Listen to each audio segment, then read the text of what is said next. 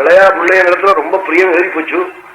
சுதர்சனன் மூத்தா பிள்ளை, அங்க பிரியம் ராஜாவுக்கு குறைஞ்சு போச்சு. ஏதோ பாக்கிய குறவுனாலே இப்படி இப்படி குழந்தை இடத்துல இளையா பிள்ளைகிட்ட ரொம்ப பிரியத்தை வச்சுட்டான் ராஜா.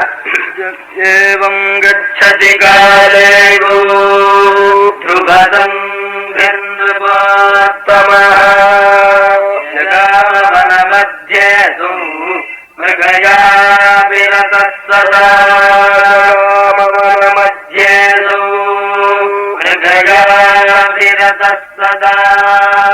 ராஜா துருவசந்தின்னு பேரு. ராஜாக்கள்லாம் காட்டுல போய் வேட்டையாடுவாள்.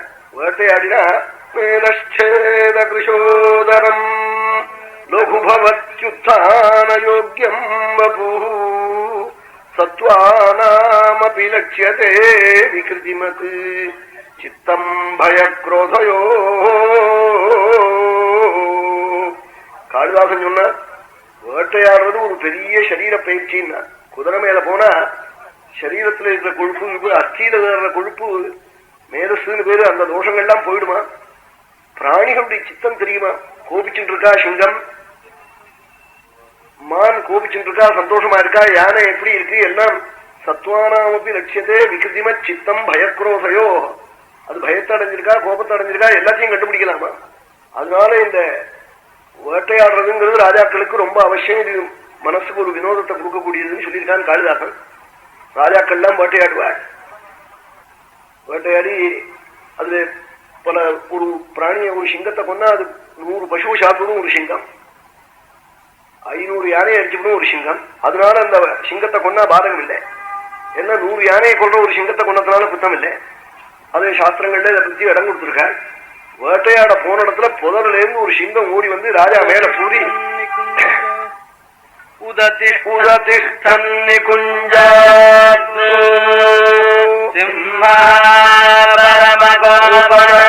பரமகோபத்தோட ஒரு கழச்சிங்கம் ஓடி வந்து நகத்தால பூரி எடுத்து விடுத்தான்.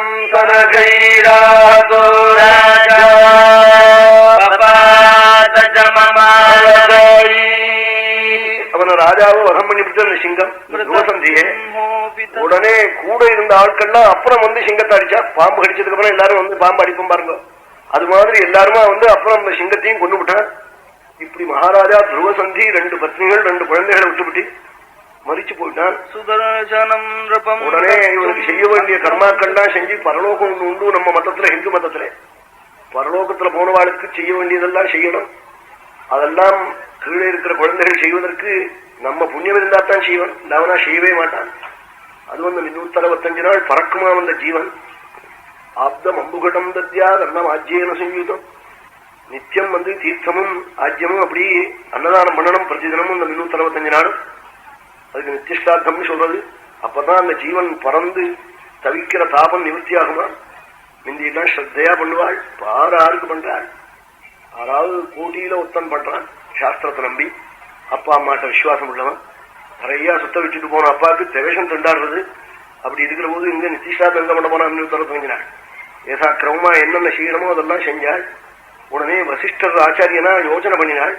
ராஜாவத்தனை ஸ்தாபனம் பண்ணணுமே, மூத்தாளுடைய புள்ளே சுதர்சனன் யோக்கியன், அவனை ராஜாவா பண்ணணும்னு வசிஷ்டாதிகள்லாம் யோசனை பண்ணினாள். சுதர்சனம் பங்கர்த்தும் மந்திரம் சக்ரு பரஸ்பரம் சுதர்சனம் பங்கர்த்தம் மந்திரம் சக்ரு பரஸ்பரம் வசிஷ்டோபி ததைவ யோக்யோயம் நபதே சுதா. சொன்னாரா நல்ல யோக்கியம் சுதர்சனோபி தர்ம குழந்தையா இருந்தாலும் கூட தர்மிஷ்டன் இவன். பாலோபி தர்மவான் ராஜா இவன் ராஜாசனத்துக்கு அருகன் குழந்தையா இருந்தாலும் மூத்தா புள்ளே சுதர்சனன் இவனைத்தான் ராஜாவை பண்ணணும் வசிஷ்டாதிகள்லாம் சொன்னாள். கிருதே மந்திரே மந்திரி விருத்தை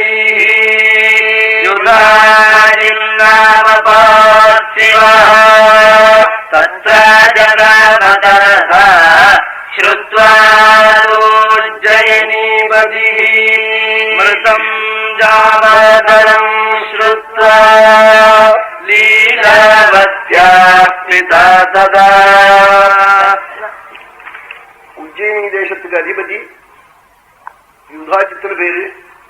அவன் தான் இளையாளுடைய தோப்பனார். மூத்தா பிள்ளைக்கு பட்டம் கட்ட போறான்னு தெரிஞ்சு அங்கிருந்து அவன் வந்து சேர்ந்தான். உஜ்ஜயினி பட்டத்திலிருந்து இங்க வந்தான். மூத்தாவுடைய தகப்பன் வீரசேனன் பேரு. அவனும் வந்தான். என்ன அவன் பேரனுக்காக அவன் வந்தான். இவன் யுதாஜித்து தன்னுடைய பேரனுக்காக இவன் வந்தான்.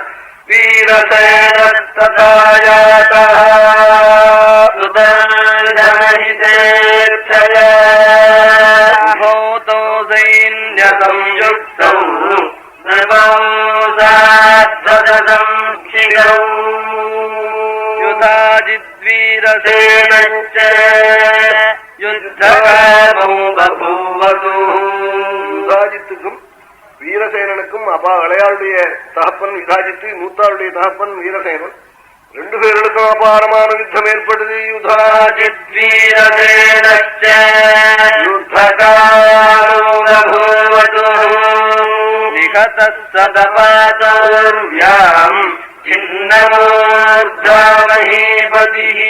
யுதாஜித்து வீரசேனனை கொண்டுட்டான் மூத்தாளுடைய தகப்பனார யுத்தத்துல.